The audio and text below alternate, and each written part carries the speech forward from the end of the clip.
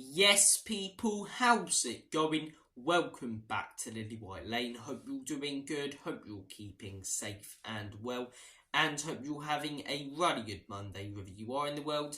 And whatever you are planning to get up to today. And you are all very welcome along to your Unbiased Premier League show. The show where we take a look at, analyse and discuss all of the weekend's games. As I say, a little breakaway from talking about Tottenham Hotspur on the channel, which sometimes is good when Spurs are playing rubbish, but right now, as I say, I'll be happy to talk about Tottenham Hotspur all day, every day, because the team's brilliant right now. But as I say, it's a nice show, discussing the rest of the teams in the Premier League, seeing how they're getting on, seeing how that'll affect Tottenham Hotspur. And yeah, there's been a lot of cracking games this weekend, a lot of big results that change the landscape of the Premier League table. So enough waffling, enough faffing about, let's delve into it. Let's discuss this weekend's games. And obviously the game we're going to start things off with is the big game this weekend, the one that had everyone watching, the Manchester derby that did take place yesterday at 3:30. Look, there's a lot of problems at Manchester United. We're going to get into that in a second, but I want to start things off by praising and talking about Manchester City, because I think everyone's focusing on Manchester United right now. No one's giving Manchester City enough credit for what was an absolutely unbelievable performance yesterday. To go to your rival's home ground and dominate the game and take them apart like Manchester City did yesterday, it was just outstanding. I get Manchester United are in poor form, but they always seem to step up in derbies at Old Trafford, as I say, but they couldn't yesterday. They really couldn't yesterday. Manchester City dominated the game. They knocked it about so well. If it wasn't for Andre Onana, they could have scored 5 or 6. If it wasn't for Francis Ngannou in goal for Manchester United, they had that Haaland chance in the first few minutes, which was cleared off the line by Slabhead. They had the other Haaland chance, say, at the end of the first half, where it's a brilliant save from Andre Onana. A few big saves from him in the second half. If it wasn't for that guy, as I say, Man United would have lost 6 or 7-0 like they did to Liverpool last season. It was so poor from Manchester United, but so good from Manchester City. For me, that's their best performance so far this season. I thought they looked like the Manchester City Centurions. They were back to their absolute best. Rodri, as I say, turning the wheels in that midfield, linking play together. Bernardo Silva, what a player he is. He's so underrated. He goes under the radar. Everyone's talking about Haaland, De Bruyne all the time. Bernardo Silva's been outstanding his whole career at Manchester City, but yesterday, everything good came from him. He was absolutely brilliant. Haaland could have scored 4 yesterday, to be honest. I thought he was good, don't get me wrong, but he wasn't outstanding. He could have scored 4. And as I say, what if Haaland put away the chances that he doesn't put away every single season? As I say, he's already scoring bloody 30 to 40 goals a season. You imagine if he put some of those chances away. But yeah, all-round brilliant performance from Manchester City. Defensively compact in the midfield, defended Manchester City, and as I say, stopped any threat from them and were creative. And going forward, they were clinical. Brilliant from Manchester City and Pep Guardiola. Not good at all from Manchester United. I'm not a Manchester United fan, so before I delve into what I think is the problem at Man United and what's going on and what's going so wrong at that football club, as I say, keep in mind, I won't know nowhere near as much about that football club as Manchester United fans. My opinion won't mean as much as Manchester United fans, because they're the ones who support that football club. But for me, it comes across as a collective. I don't think you can blame the issues at Manchester United right now on one person. I don't think you can just blame Erik ten Hag. I don't think you can just blame the recruitment. I don't think you can just blame the Glazers as much as Manchester United fans do. I think it is a collective right now. Same with the players. I thought the players yesterday were absolutely pathetic. They do it so often, Manchester United. They go behind, and players like Bruno Fernandes throw their toys out the pram. Gary Neville said it perfectly on commentary. He goes, you'll get a couple of whinges in these last 10 minutes. They did it last season at Liverpool.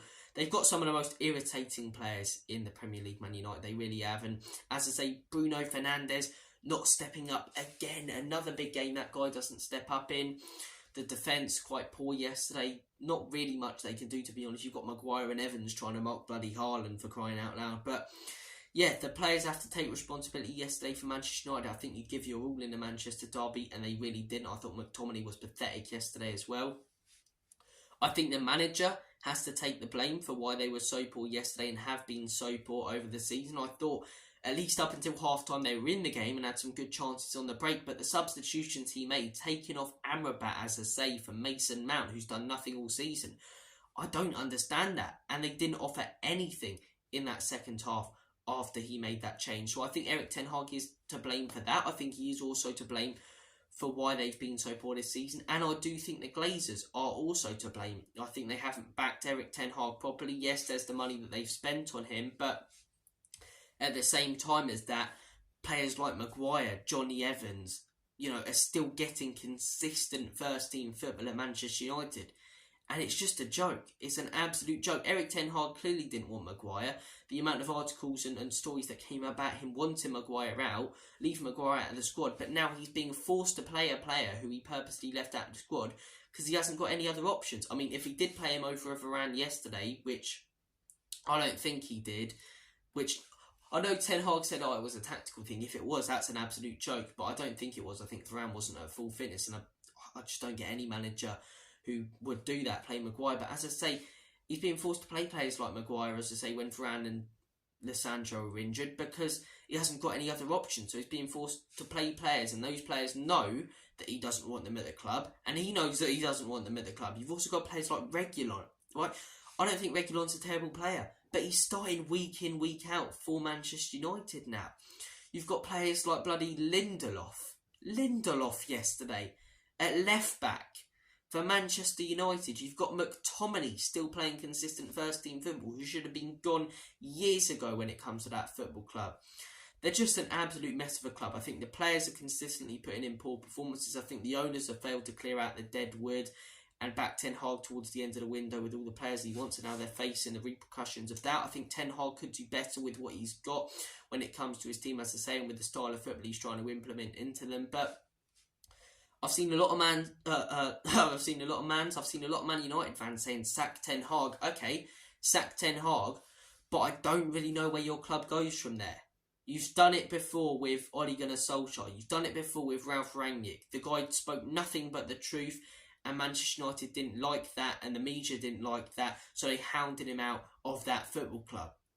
What happens then if Erik ten Hag gets sacked? You just bring in another manager, and I know all too well as a Spurs fan, because we've been through the same cycle. You have a first good season under a manager, it starts to go poorly in the second season, and they get sacked towards the end of the second season or in the third season. And I think it'd be such a stupid move to sack him, just like they did with Van Gaal, just like they did with Jose Mourinho, just like they have done with all of their managers over previous years. I think it'd be an absolutely stupid move to do that, as I say. But yeah, they just have to persevere with him. And as well, if you bring in a new manager, right, he's got a squad full of dead wood and Ten Hag players. So let's say they bring in a manager such as Antonio Conte, who's on the market right now. First off, is he going to want players like Maguire and McTominay? He should have been gone from that club years ago. No. And will Manchester United be able to sell them with all the debt that they have? They're going to struggle. They're going to struggle to spend with all the debt that they have at that football club as well. Then you're looking at players such as Bruno Fernandes as well. Will he fit into an Antonio Conte system if someone like him joins? You're looking at other players in that team. As I say, managers will be forced to join the club if Erik ten Hag gets sacked and adapt their way of playing to suit the players, when it should be the other way round. They're an absolute mess of a club, but as I say, I've given my thoughts and opinions on it. Manchester United fans, you may disagree with me. I think it's a collective. I don't see the point in sacking Ten Hag, because then, as I say, you've got a squad full of his players and deadwood. I think the most important thing is to sort out the deadwood and strengthen and get behind this guy. And then if it's still getting worse next season and still at this point, then let him go. But where did it all go wrong? They had such a good season last season. And I think one of the reasons why it's blown up so much that they've been so poorly is because the expectations were so high after how good of a season it was. But yeah, they've just been pathetic all season, to be honest. They're lucky to be on the points that they are. Sheffield probably should have got something out of that game. Wolves should have got a penalty and should have at least scored. They were all over Man United. In the games that they've won, they haven't impressed me. So, look, fair play to Manchester City putting in yesterday, but Manchester United, there's a collective there. The Glazers are at fault, the players are at fault, Ten Hag's at fault, and the recruitment is at fault, in my opinion. Man United fans, Tottenham fans, any fans, comment your thoughts down below on what you think the issue is at Manchester United. The next game we are going to discuss is Chelsea versus Brentford. Chelsea 0, Brentford 2. What is going on at Chelsea right now? Again, another game where Pochettino has struggled to break down a low block. I don't understand why I didn't start Malo Gusto in that game. As I say, I'm not a Chelsea fan, but the guy's been on decent form when he should be starting him. But It reminded me very much of their Forest game at the beginning of the season, where they had so many chances in that first time, like they have so many times under Pochettino, and like we did when he first joined, so many chances, playing beautiful football in that first half. And then because they go into half-time 0-0, the confidence is lost that they haven't been able to score. They don't back themselves, the players, then to put the ball in the back of the net, concede pathetically, and then when Brentford have got 10 men behind the ball, you're never scoring. They send the keeper up. Brentford catch them out. 2-0 win for Brentford. And you know what? They weren't bad, Brentford, but even Thomas Frank said it in his post-match interview. They were average. And the one thing about Chelsea this season, in my opinion, is it's so easy to suss them out. It is so easy to suss them out. Sit back for those first 30 minutes, as I say, block everything, close up on your man, because those are going to be the best 30 minutes they have. After that, they'll lose confidence, start to break on them. You'll get opportunities, as I say, because they'll be committing more players forward, and you can beat them. Easy as pie. Nottingham Forest did it, Brentford did it last night, or on Saturday morning, and yeah, it's just Chelsea, a lot of issues at that football club as well. A lot of issues. Pochettino, is he to blame? Not as much Ten Hag this season so far, but I do think he is to blame a little bit. I think, with the quality he's got in that team, they need to be doing better.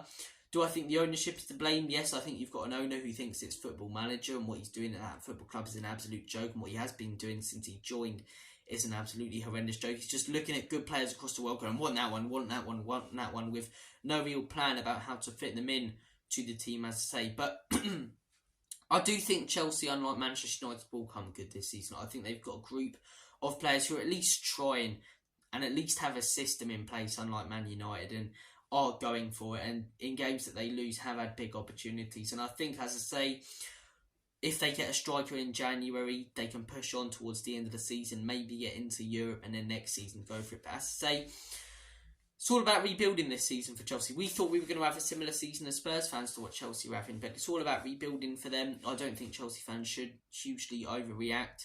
You're trying to develop loads of young players into the team. It's a completely different team to the one you had last season.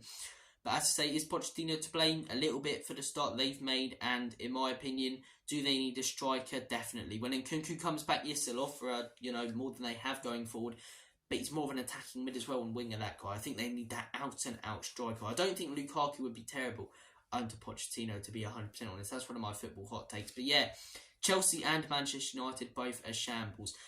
Feels quite good as a Spurs fan to see other big clubs in a shambles and not yourselves. And look, let's talk quickly about Tottenham Hotspur. If you want to hear all my analysis about the Crystal Palace game, as I say, I did the debrief yesterday. Or not yesterday, I did the debrief on Saturday. And the match reaction on Friday. I thought it was a really professional performance from Spurs.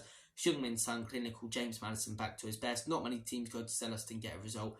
Brilliant from Tottenham Hotspur. Do I think we're in a title charge? No, but do I think we can get top 4 or top 5 now as it is? Yes, I think it's very achievable. As I say, I'm not going to speak too much more on the Spurs game because there's so much analysis on that on the channel already. Let's move on to the next game. We are going to discuss Arsenal 5, Sheffield United 0.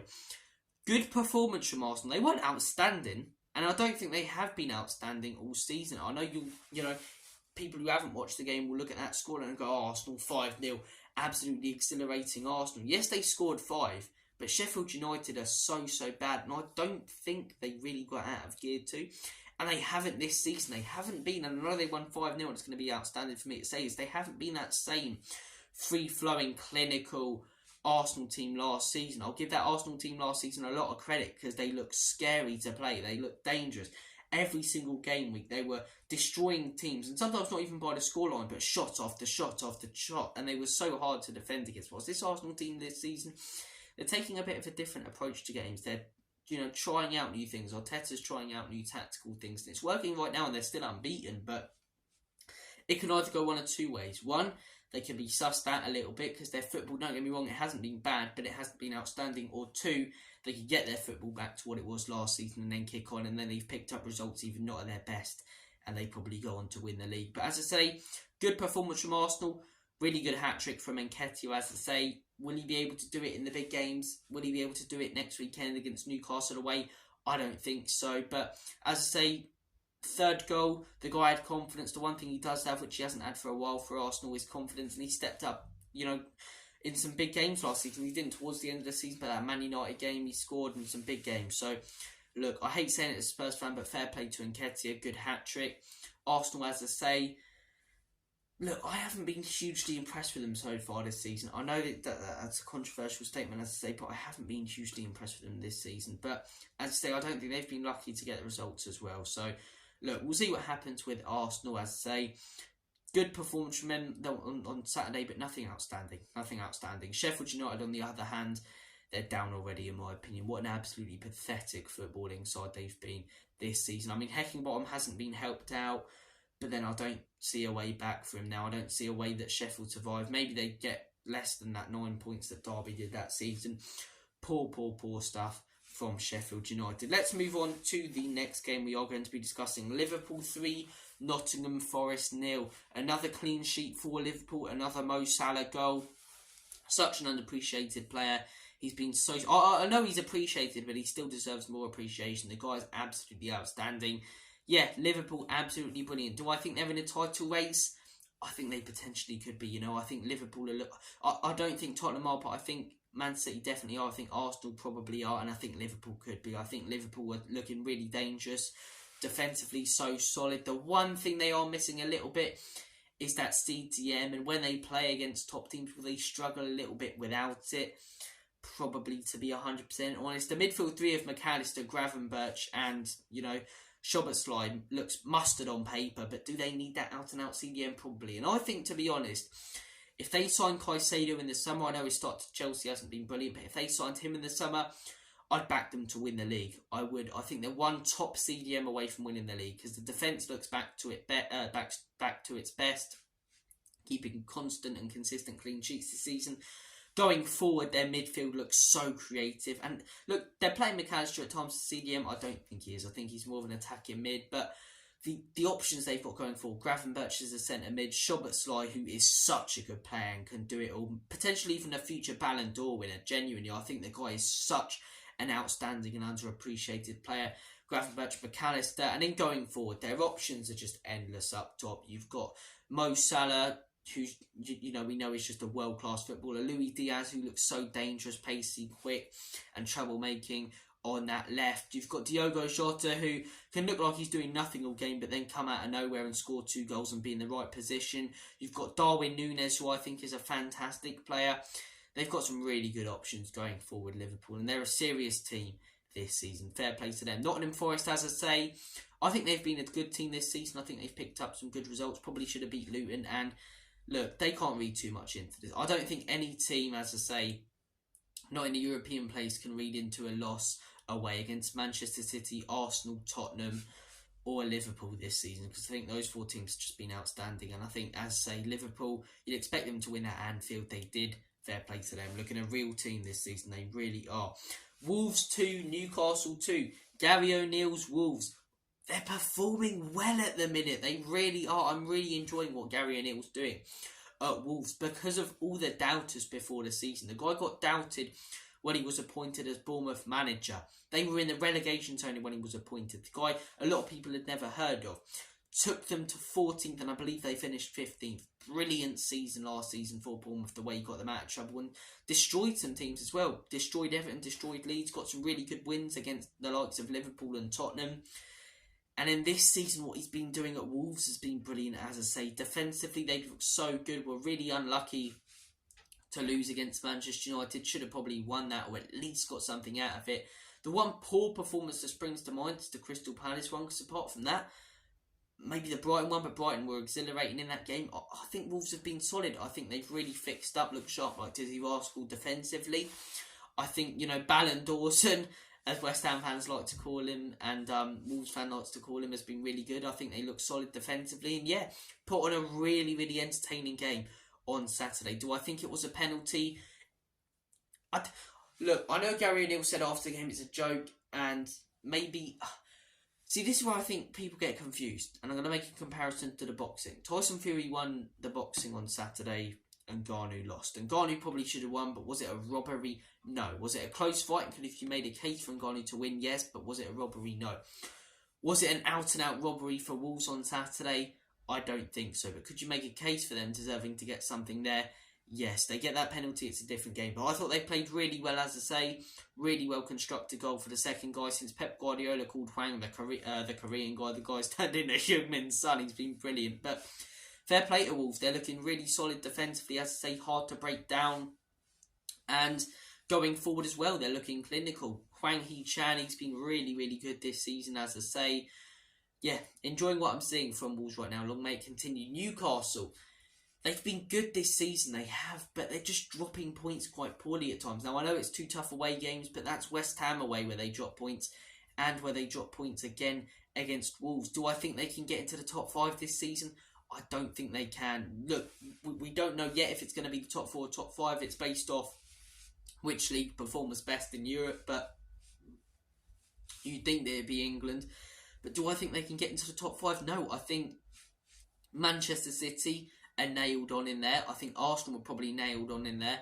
I think Liverpool are looking very likely to get in there. I think Spurs are looking very likely in there. And for that 5th place, if it is given to England, which it probably will be, I'd back Aston Villa to get it. I'd back Aston Villa to get it, and Newcastle and Brighton and Manchester United and Chelsea to miss out. Because I think Villa are looking such a good team this season. We'll get onto them in a second. But yeah, as I say, that is the... I only said that is the match reaction. I don't know what I was talking about there.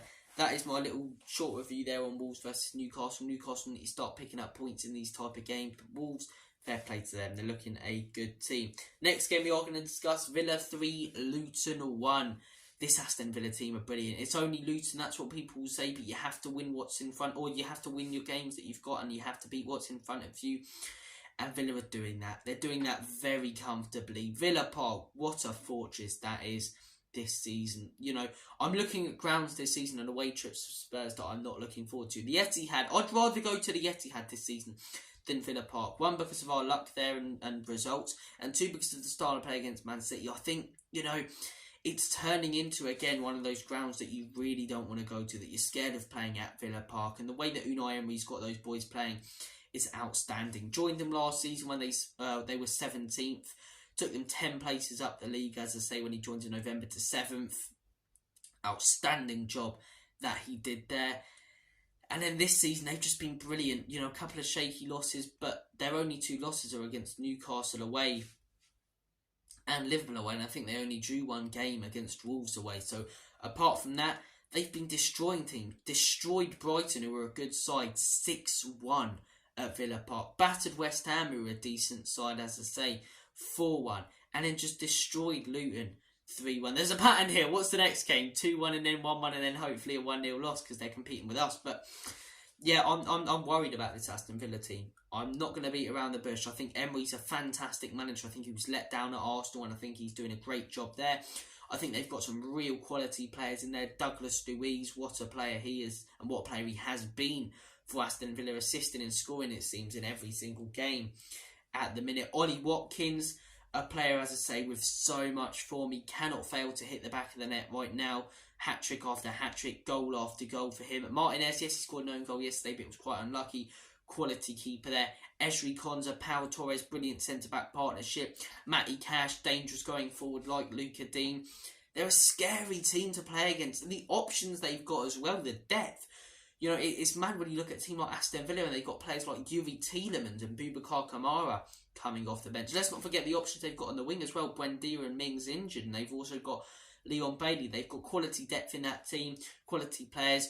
I think they'll finish in the top 5, and as I say, if that 5th spot is given to England, they're playing the Champions League next season, Unai Emery's Villa. I think they win the Conference League. I think that's the one thing that stops them finishing higher, the fact they're playing a lot more games than us, and in that Conference League where they're not really used to European football. But yeah, Unai Emery's Villa, scary team, really scary team, and what a job he's doing and those boys are doing at that football club right now. Brighton 1, Fulham 1. What's going on at Brighton? You know, I know it's still a really good season compared to what they've had previous to last, and their expectations are so high based on the brilliant job De Zerbi did last season. But few results now where you've just looked at it like, I believe that's 6 games in a row in the Premier League where they haven't won. A few draws in there, and yesterday, you know, you're looking at that game against Fulham. No disrespect to Fulham, but that's a game you should be winning. It's a great goal from Paulinho, who's a brilliant player, but if you're serious about, you know, mounting the charge for even the Europa League, That's a game you probably should be winning, to be 100% honest, and they didn't yesterday, Brighton. They didn't. I think maybe that European football is getting to them. They focused on Ajax.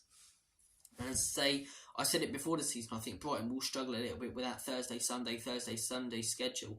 So, look, they are struggling a little bit. Do I think they'll come good and turn into the quality team that they have been? Yes, I do. I've seen some people calling last season a fluke in the beginning of the season. I don't think it was. I think they were outstanding last season. You know, went at the Emirates, won 3-0, as I say, drew against City. They did just some brilliant results last season from Brighton. And this season even destroyed Man United 3-1 at Old Trafford, destroyed Newcastle 3-0, put in some really good performances. So look, do I think Brighton are a good team and they will come good again? Yes, but do I think they'll come good enough to get Champions League? No. Europa League? Maybe, probably not, to be 100% honest. I think if you're a Brighton fan, as I say, or Brighton manager, I think your main focus this season should be Europa League, as I say. If they can go on and win that, that'd be something special. I hope they do, to be honest. I hope they do, because Brighton fans have been through a lot, and what they're witnessing their club through the last few seasons has been absolutely brilliant. They're such a well-run club, and the fact that Brighton fans are getting a little bit frustrated about their team being in 7th goes to show you how high the expectations are and how good of a job De Zerbi and Tony Bloom are doing at that football club. Next game we are going to discuss, one of the final games, West Ham 0, Everton 1. I expected West Ham to win this. They've been on decent form this season. Everton, good performance, good goal from Calvert-Lewin. They've got the point deduction hanging over them. That could affect them a little bit, but they didn't let it yesterday. Good performance from Everton, as I say. Good goal from Calvert-Lewin. Defended well. If they don't get that point deduction, I think they'll stay up like they always do. But I think they're picking up results. Thought they were quite unlucky against Liverpool. Beat Bournemouth, obviously, 3-0 before that. And yeah, good result yesterday. Really good result to go to the London Stadium against a West Ham team that's been good this season and beat them 1-0. When the final game we are going to discuss, Bournemouth 2, Burnley 1. A horrendous VAR decision in this. It won't get spoke about enough because it's not one of the big 6 teams and it doesn't suit the agenda. Burnley really hard done by, as I say, but fair play to Bournemouth. First win of the season. They needed that under Iraola. We'll see if they can kick on now. Not got the best next fixture. Yeah, we've got our first win. Who have we got next? City. Bollocks. But I do think they'll get better. And fair play to Iraola and Bournemouth for getting their first win out of the relegation zone. Burnley, these are the games you need to be winning if you're going to stay up. You know, you need to be beating the Bournemouths of this world, and they're not. They, should be getting something. You've had that horrible one now. You look at, okay, Brentford away, Bournemouth away.